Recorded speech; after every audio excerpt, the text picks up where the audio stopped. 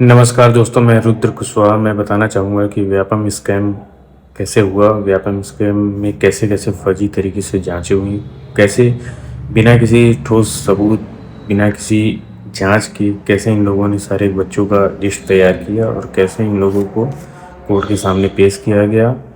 कोई मौका ही नहीं दिया गया। कोर्ट ने भी बहुत ही पॉलिटिकली मोटिवेटेड फैसला दिया। हाई कोर्ट हो, सुप्रीम कोर्ट हो, किसी ने किसी भी तरीके का कोई सपोर्ट नहीं किया स्टूडेंट्स को। और मैं एक ही चीज़ बताऊंगा इसके बारे में, कैसे इन्वेस्टिगेशन हुआ।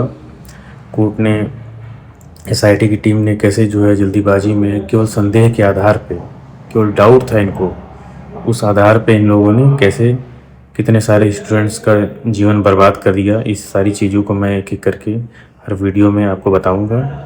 तो बाकी चीज़ें नेक्स्ट पार्ट ऑफ वीडियो में मैं बताऊंगा। Thank you.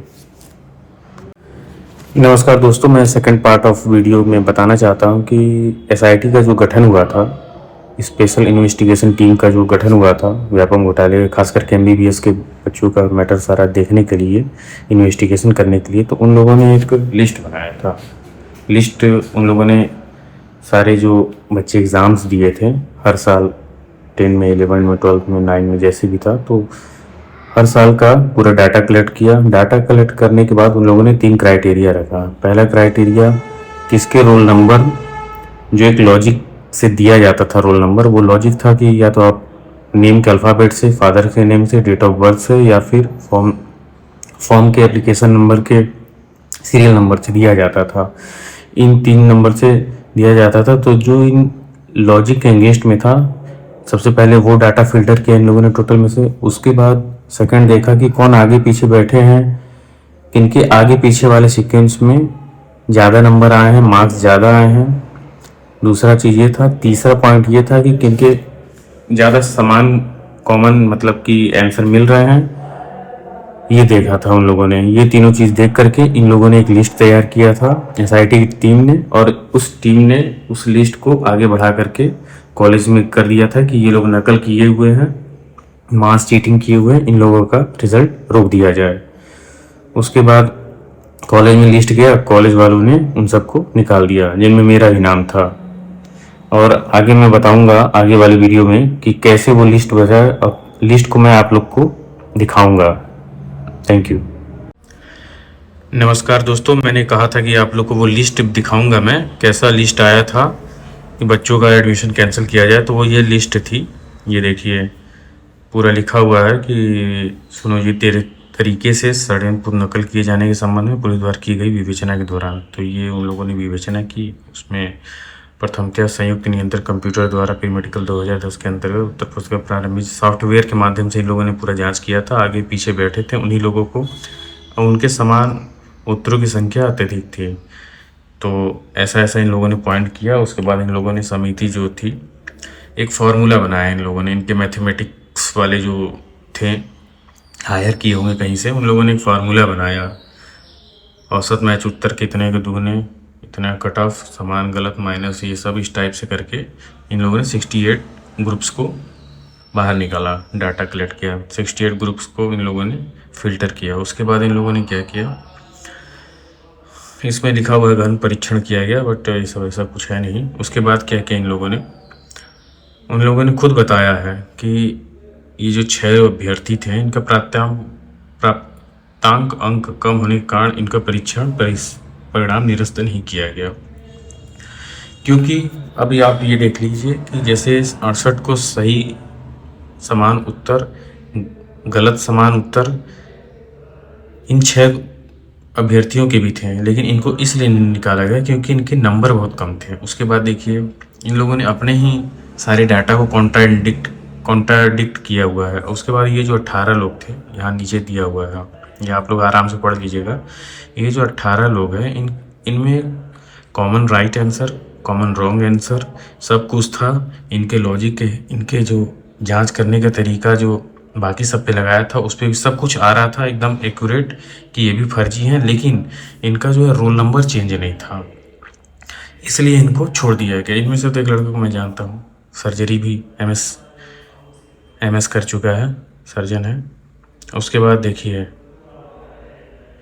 उसके बाद इन लोगों ने मध्य प्रदेश के केवल सिलेक्टेड ही सेंटर्स का ऐसा इन लोगों ने पूरा चेकिंग किया। भाई अगर आपका ये जो फार्मूला था, आपके जो तरीके थे, पूरा फुल प्रूफ था, एरर प्रूफ था, तो आपको पूरे सेंटर्स का जांच करना था। आपने कुछ ही सेंटर्स का क्यों जांच किया? उसके बाद इन लोगों ने ये सब जांच वाच करके ये लिस्ट भेजा। अब ये लिस्ट देखिए आप, लिस्ट में नाम तो हटा दिया हूँ, किसी का नाम क्यों दिखाया जाए। अभी ये देखिए, ये है मेरा नाम। अब देखिए इन लोगों ने मेरे को दूसरा बंदा जो है इसके साथ जोड़ दिया कि देखिए आप दोनों लोगों ने नकल की है। हम दोनों ने नकल की, ठीक है। कॉपी में होता क्या है, अगर दो लोग कॉपी किए हैं तो उनके मार्क्स एकदम एग्जैक्ट सेम आने चाहिए। बट देखिए आप, मेरे 168 हैं, उसके 167 है लड़के के, दूसरे के। उसके बाद टोटल मार्क्स जो थे इन, देखिए यहाँ पे क्या लिखा, एक समान उत्तर, सही समान उत्तर, गलत समान उत्तर। तो एक समान उत्तर जो है 169 था, हमें गलत समान उस 169 मतलब कॉमन थे, राइट रॉन्ग दोनों मिला के 144। मेरे राइट जो कॉमन मिल रहे थे हम दोनों लोगों के 144 थे और 25 कॉमन रॉन्ग। तो ये बताइए, अगर कोई भी एग्ज़ाम है, माइनस मार्किंग है नहीं, तो आदमी 100% क्वेश्चंस अटेम्प्ट करता है। अब उसमें दो सिलेक्टेड बंदे हैं, अगर दो सिलेक्टेड बंदा है तो उनके राइट कॉमन क्वेश्चन तो मैच होंगे ही होंगे, ये तो नॉर्मल सी प्रोबेबिलिटी है। राइट तो ऊपर से 4 ऑप्शन ही होता है, 40 ऑप्शन होता तो आदमी होता कि हाँ चलो यार इन लोगों ने नकल किया हो सकता। जब 4 ही ऑप्शन है, 25% तो वैसे ही प्रोबेबिलिटी है कि टिक करने का। उसके बाद आप देखिए 144 कॉमन आंसर राइट मिला है, उसके बाद 25 कॉमन, उसके बाद भी 31 क्वेश्चन जो है उसके और मेरे मैच नहीं हो रहे हैं। अब आप देख लीजिए, लेकिन इन लोगों के एसआईटी की टीम ने ये सब कुछ ध्यान नहीं दिया। भाई जब हम लोगों ने कॉपी किया हुआ है कहीं से, हम लोगों ने कहीं से कॉपी किया हुआ है, तो हम लोग के पूरे क्वेश्चन मैच होने चाहिए थे ना। 100% क्वेश्चन मैच होने चाहिए थे, बट ऐसा कुछ हुआ नहीं। हमें 31 क्वेश्चन जो है मैच नहीं है, उसमें से 144 क्वेश्चन ही है, और ऊपर से नंबर भी डिफरेंट है हम लोगों के। लेकिन एसआईटी टीम ने ऐसा, इन लोगों के ऊपर पॉलिटिकल प्रेशर था जल्दी जल्दी में करने का, कि इन लोगों ने ऐसा कर दिया, लिस्ट निकाल दिया बना करके। और ये सबसे बड़ी दुविधा ये थी कि सुप्रीम कोर्ट ने भी नहीं सुना, न हाई कोर्ट ने सुना इस मैटर को, जस्ट ओनली ऑन प्रोबेबिलिटी, कि हमें लग रहा है कि चीटिंग हुई है। मास चीटिंग का मतलब होता है, कॉपीइंग का मतलब होगा कि just copy to copy, everything 100% match होना चाहिए, या पॉइंट कुछ परसेंट 1% हो तो एक बात होती है कि नहीं मैच नहीं हो तो भी चलेगा। लेकिन यहाँ पे इतना ज़्यादा डिफरेंसेस होने के बाद भी हम लोग को मास कॉपीइंग के अंडर में ले लिया गया, और उसके बाद हम लोगों की डिग्री रद्द कर दी गई।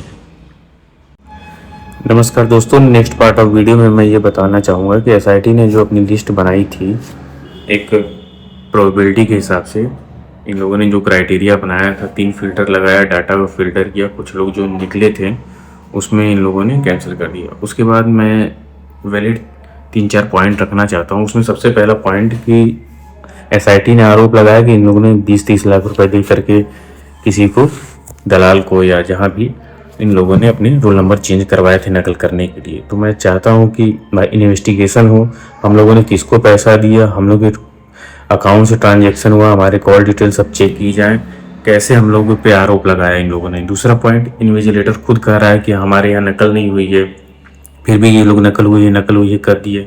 तीसरा पॉइंट, कॉलेज का सेंटर का प्रिंसिपल खुद कहा है कि हमारे यहाँ कोई नकल नहीं हुई है, तो उसके बाद अगर हुई है तो इन लोगों को आरोपी बनाया जाए। चौथी पॉइंट, नितिन महिंद्रा जो कि कंप्यूटर सारा कुछ देखता था, उसने भी खुद मना कर दिया कि हमारे यहाँ कुछ ऐसा हुआ नहीं है, और वो खुद इस समय शायद कोर्ट से बाहर हो चुके हैं और वो अपना खुद केस लड़ रहा है कि मेरी सैलरी दी जाए, मुझे झूठा फंसाया गया है सारी चीज़ों में।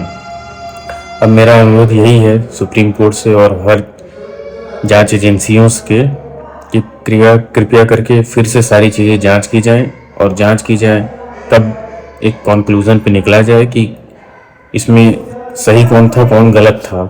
हम लोग को फालतू में फंसाया गया, हम लोग काफ़ी दिनों तक झेले उस चीज़ को, तो कृपया करके फिर से अच्छे से जांच की जाए, जांच को फिर से की जाए, क्योंकि आज तक जो है सुप्रीम कोर्ट ने हम लोग के मैटर को जांच भी नहीं किया। एक एसआईटी की टीम बनाई थी जो कि एक फर्जी थे, बस उनके ऊपर पॉलिटिकल प्रेशर था कि जल्द से जल्द केस को ख़त्म करना है। उन लोगों ने आनंद फानंद में सारी चीज़ें थी, इसलिए जल्द से जल्द की जाए।